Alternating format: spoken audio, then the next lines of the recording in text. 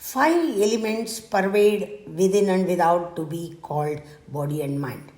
Every quality between the earth and the space is pure if not disobeyed. When extreme immoral adversities become dangerous, let the fire of knowledge light up to radiate brilliance.